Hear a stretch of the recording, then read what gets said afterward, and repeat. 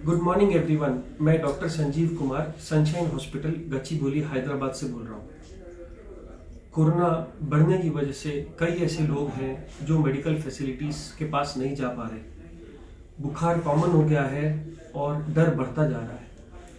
वो लोग जिनको बुखार नहीं है उनको कोरोना होने का चांस बहुत कम है, क्योंकि बगैर बुखार के कोरोना नहीं हो सकता। दूसरी चीज़, जिन लोगों को बुखार नहीं है, सिर्फ डर है कि हमको कोरोना तो नहीं हो गया है, हम टेस्ट कराएं। टेस्ट कराने का कोई बेनिफिट नहीं है, क्योंकि ट्रीटमेंट कोरोना का अभी भी कोई स्पेसिफिक नहीं है। सारा ट्रीटमेंट सिर्फ सिम्टोमेटिक आपकी प्रॉब्लम्स के हिसाब से ही किया जा रहा है। इसलिए कोरोना के टेस्ट के पीछे मत भागिए। जिन लोगों को डर है कि हम कोरोना पेशेंट के पास गए थे, हमको तो नहीं हो गया, अगर आपको फीवर नहीं आ रहा तो आपको कोरोना नहीं है। अगर आपका टेस्ट भी कोरोना का पॉजिटिव आया और आपको कोई सिम्टम नहीं है, तो सिर्फ 14 दिन के लिए घर में आइसोलेशन रहना बहुत ज़रूरी है, जिससे कि दूसरों को ना फैले। जो लोग घर पे हैं वो लोग हैंड सैनिटाइजर का या फिर घर के बने सोप्स का यूज करिए। कैसे यूज करना है, आपको सैनिटाइजर लेकर के इसको चारों तरफ रगड़ना है, इवन साबुन से भी ऐसे ही, जिससे कि कोई भी कॉर्नर ना बचे। अब ये आपका हैंड स्टेरलाइज है। अगर आप पेशेंट को छूना चाह रहे हैं तो या तो सैनिटाइजर नहीं तो ग्लव यूज करिए, और छूने के बाद या काम खत्म होने के बाद वो ग्लव उतार करके फेंक दीजिए। उस ग्लव को पहन करके आप बाहर मत जाइए, नहीं तो इन्फेक्शन बाहर आ जाएगा। अगर आप इन्फेक्टेड नहीं है तो सोशल डिस्टेंसिंग के टाइम या तो कपड़े का या N95 या सिंपल मास्क यूज करना इक्वली इफेक्टिव है। सिर्फ पेशेंट से 1 मीटर की दूरी बनाए रखिए।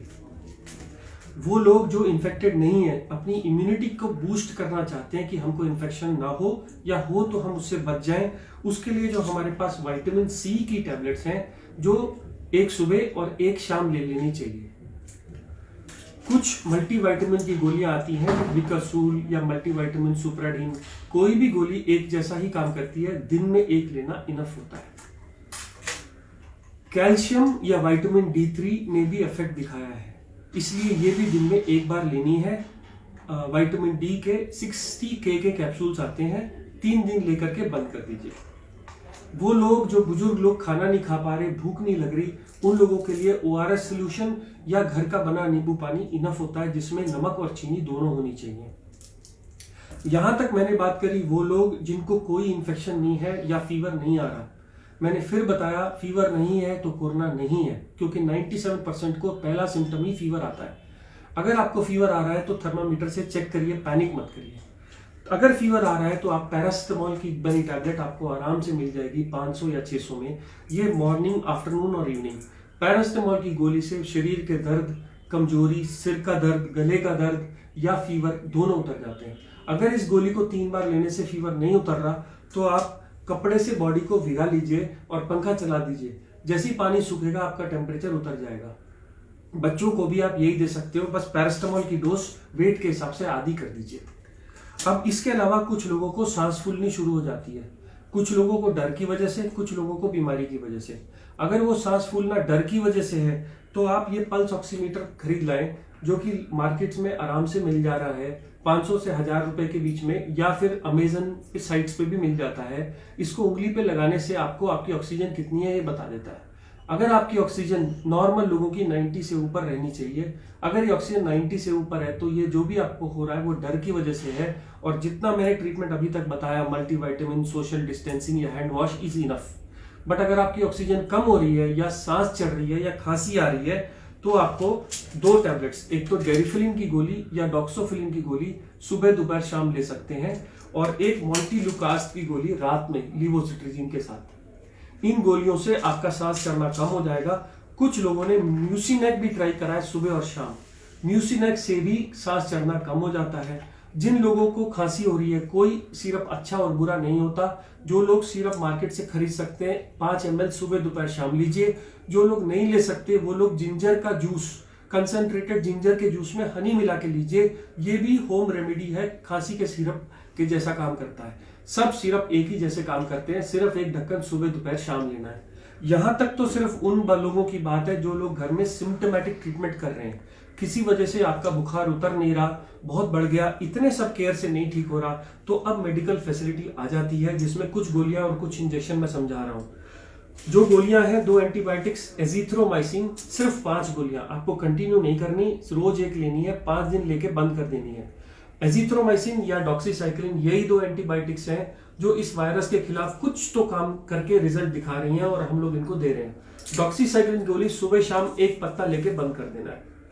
अगर इन सबसे भी ठीक नहीं हो रहा और आपके पास मेडिकल फैसिलिटी है तो आप मेडिकल फैसिलिटी में जाइए। अगर ऑक्सीजन 90 से कम है तो ऑक्सीजन का सिलेंडर का इंतजाम करिए, नहीं तो अपने हॉस्पिटल पास में दिखाइए। किसी वजह से आपको हॉस्पिटल नहीं मिल रहा तो 2 और ड्रग्स हैं। एक तो ब्लड थिनर एनोक्सापैरिन, ऐसा माना गया है कि कोरोना के टाइम में बॉडी में क्लॉट्स बन जाते हैं और हार्ट का, ब्रेन का, स्ट्रोक और सब जगह के ऑर्गन्स फेल करने लगते हैं।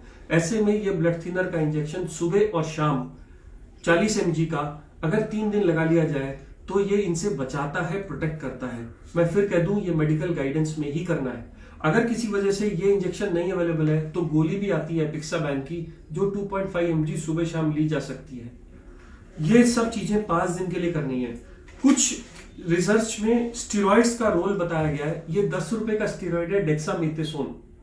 अस्थमा के लोगों को दिया जाता है, इमरजेंसी एनाफिलैक्सिस में दिया जाता है। ये भी कोरोना में आजकल दिया जा रहा है। एक इंजेक्शन 4 mg का आता है, 4 से 8 mg का एक इंजेक्शन सुबह खाने के बाद लगा लीजिए। ये इंजेक्शन भी अंडर मेडिकल गाइडेंस आपको बहुत मदद करेगा 5 दिन के लिए। बट ये उन लोगों के लिए जो बहुत सिक हो गए हैं और किसी वजह से जो वेंटिलेटर पर जाना है, वेंटिलेटर पर जाने से बचने के लिए ये इंजेक्शंस लगाए तो बच जाता है।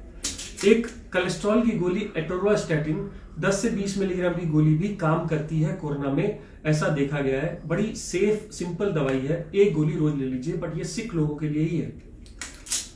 और लास्ट, पानी। जो लोग बिल्कुल नहीं खाना खा रहे उनको तो चढ़ा सकते हैं, बट अब ये देखा गया है कि ज्यादा आईवी फ्लूइड देने से पेशेंट की कंडीशन खराब हो रही है, इसलिए सिर्फ पानी के ऊपर मत जाइए, कोशिश करिए इसको अवॉइड करने का। तो मैं फिर वापस आऊंगा।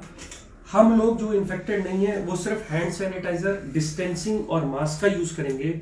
जो लोग सिर्फ इम्यूनिटी कम है, ओल्ड एज है, वो ORS सोल्यूशन, कैल्शियम, विटामिन या विटामिन C का यूज करेंगे। सब लोग घर में अगर हो सके तो पल्स ऑक्सीमीटर ला के रखिए, नहीं तो एटलीस्ट एक कम्युनिटी में एक पल्स ऑक्सीमीटर हो।